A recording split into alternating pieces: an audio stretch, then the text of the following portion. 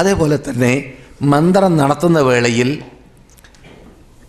നാം മന്ത്രിക്കുന്ന മനുഷ്യനിൽ പിശാചുണ്ട് എന്ന നിഗമനത്തോടു കൂടി അദ്ദേഹത്തെ അടിച്ച് വേദനിപ്പിക്കൽ, അദ്ദേഹത്തെ ദ്രോഹിപ്പിക്കൽ, അദ്ദേഹത്തോട് സംസാരിക്കൽ, നീ ആരടാ എന്ന് ചോദിക്കൽ, എന്നിട്ട് അയാളെ കൊണ്ട് സംസാരിപ്പിച്ചിട്ട് അയാളിലുള്ള ജിന്ന് എന്നോട് ഇന്നത് പറഞ്ഞു എന്ന് വിശ്വസിക്കൽ, എന്നിട്ട് അത് പ്രചരിപ്പിക്കൽ, ഇതൊക്കെ കഹനത്തിൻ്റെ സ്വഭാവമാണ്, കണക്കപ്പിള്ളമാരുടെ സ്വഭാവമാണ്. അവരാണ് ജിന്നുകളുമായിട്ട് അവരുടെ ഇൽമുമായി സഹായം തേടുന്നവർ. നമുക്കത് പാടുള്ളതല്ല. എന്തുകൊണ്ട്? നമുക്ക് അവർ പറയുന്നത് കേൾക്കാം, അവർ പറയുന്നത് എന്ത് ചെയ്യാൻ പറ്റില്ല? വിശ്വസിക്കാൻ പറ്റില്ല. കേൾക്കാം, അത് നിർബന്ധിതരാണ് കേൾക്കാൻ. പറയുന്നത് കേൾക്കാം, പറയുന്നത് വിശ്വസിക്കാൻ പാടില്ല.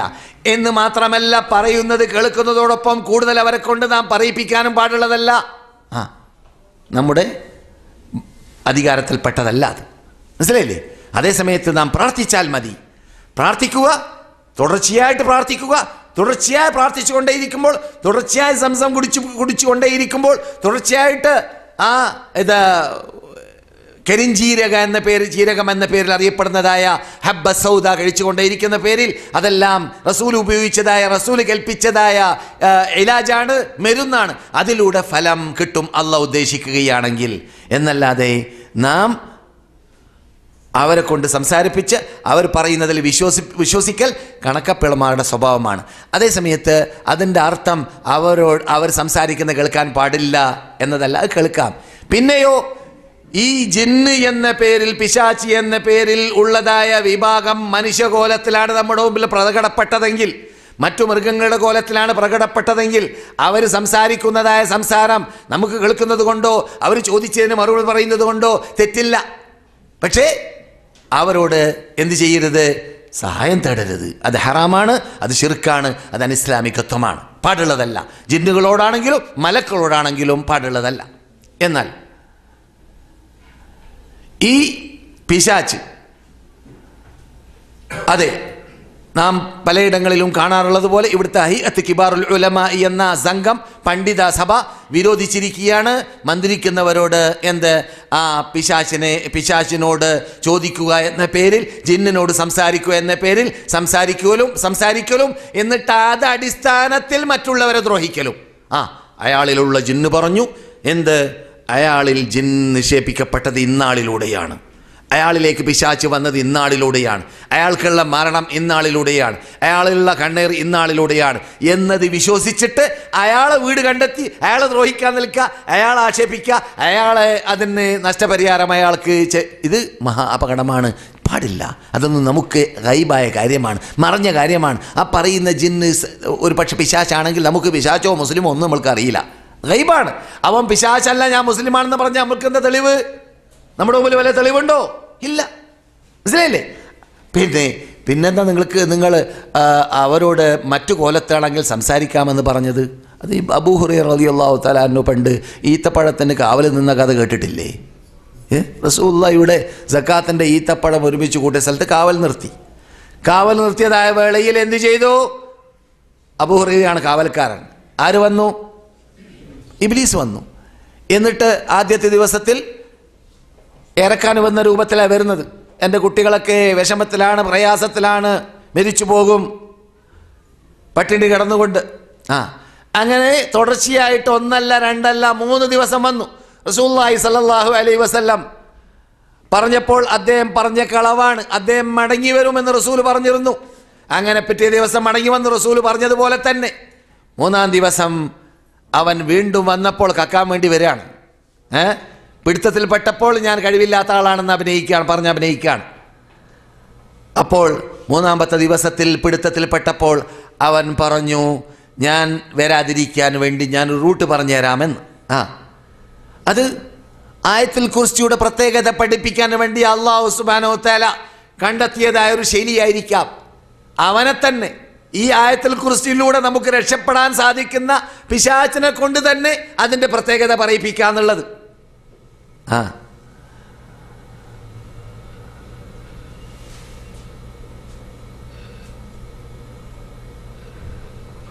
ഒരു മനുഷ്യൻ വിജ്ഞാനത്തിലൂടെ ശറഫ് നേടുന്നുണ്ടെങ്കിൽ അത് ഏറ്റവും കൂടുതൽ വിജ്ഞാനമുള്ള ആള് പിശാച്ചാണെന്ന് ഒരു കവി പാടിയിരുന്നു. എന്ന് പറഞ്ഞാൽ എല്ലാ കാര്യവും മൂപ്പർക്കറിയാം, എല്ലാ കാര്യവും മൂപ്പർക്കറിയാം. അറിയാത്ത കുറവൊന്നല്ലല്ലോ, അറിയാത്ത കുറവല്ല. പിന്നെയോ മത്സരബുദ്ധിയാണ്. മത്സരബുദ്ധി മനുഷ്യനെ നാം സാധാരണ കാണാറുണ്ട്. നിങ്ങളിലല്ല, മനുഷ്യന്മാരിൽ പലരും നല്ല ബുദ്ധിയുണ്ട്, നല്ല എഞ്ചിനീയർ, നല്ല ഡോക്ടർ, നല്ല ബുദ്ധിമാൻ, നല്ല ശാസ്ത്രജ്ഞൻ, ഇതെല്ലാം ഉണ്ട്. പ്രസംഗിച്ചാൽ നല്ല ഒന്നാം നമ്പർ പ്രസംഗം, സംസാരിച്ചാൽ നല്ല ഒന്നാം നമ്പർ സംസാരം.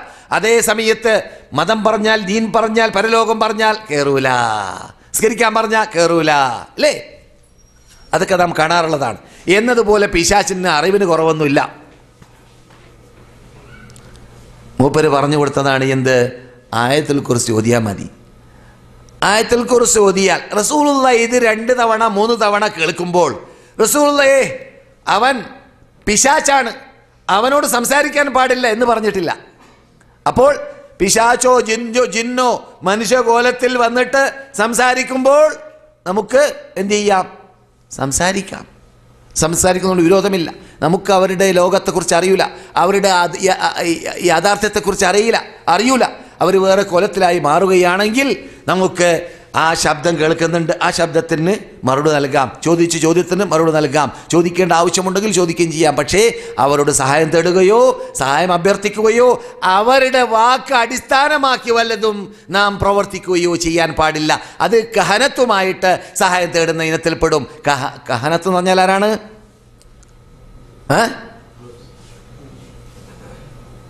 ജ്യോത്സ്യക്കാർ, കണക്കപ്പിള്ളമാർ, അവരുടെ ജോലിയാണത്.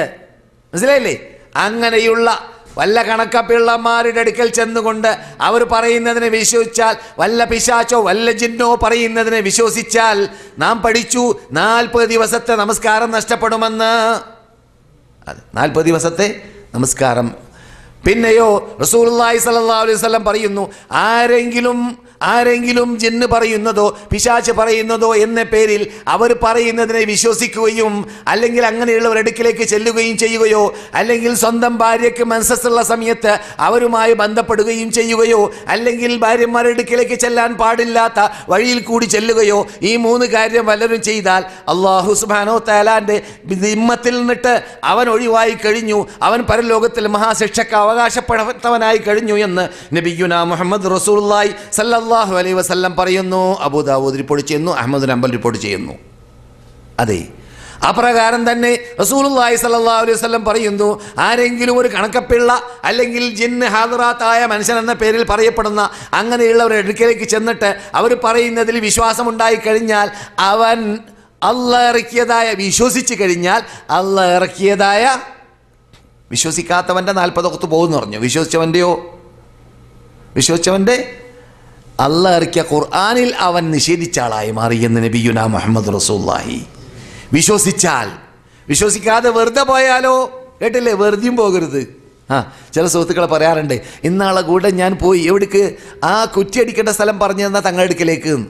എന്താടാ അയാൾക്ക് എന്ത് വിവരമുണ്ട് എവിടെയാ കുറ്റടിക്കേണ്ടത്? ഈ കുറ്റടിക്കുന്ന തങ്ങന്മാർ എന്നൊക്കെ പറഞ്ഞ് ജനങ്ങൾക്ക് നന്മ തിന്മ ചെയ്യുന്ന ആളാണെന്ന് വാദിച്ചു കൊണ്ട് ജീവിക്കുന്ന പലരും എൻ്റെ ഒരു വീട്ടിൽ വരാറുണ്ട്. ഒരു മനുഷ്യൻ പേരെടുത്ത ആളാണ്, ഇപ്പോൾ ജീവിച്ചിരിപ്പുണ്ട്.